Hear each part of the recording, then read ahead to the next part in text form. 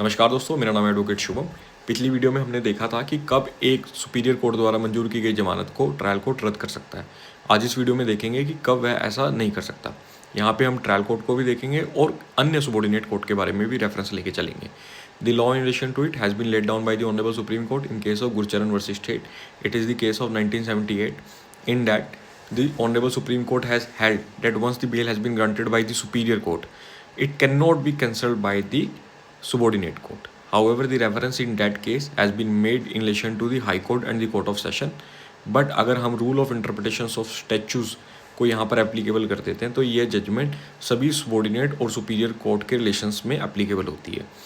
जो लाइन यहाँ पर मेंशन की गई थी इस जजमेंट में वह यह है कि अगर कोई ऑर्डर के अंदर सीवियर इन्फर्मिटी है, माने कोई टेक्निकल डिफेक्ट है या फिर वह ऑर्डर लीगली साउंड नहीं है, एज पर लॉ मेंटेनेबल नहीं है, in that situations the person has to move to the superior court of that court who has pass the order.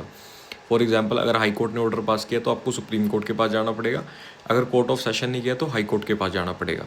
आप रिवर्स नहीं कर सकते। अगर हाई कोर्ट के ऑर्डर में टेक्निकली डिफेक्ट है या वह एज पर लॉ मेंटेनेबल नहीं है, वैसे ऐसा होने की संभावना बहुत कम है, पर मैं सिचुएशंस की बात कर रहा हूँ, या फिर कोर्ट ऑफ सेशंस में ऐसी कोई प्रॉब्लम है तो आप उसके लोअर कोर्ट को अप्रोच नहीं कर सकते, आपको उसके सुपीरियर कोर्ट को अप्रोच करना पड़ेगा।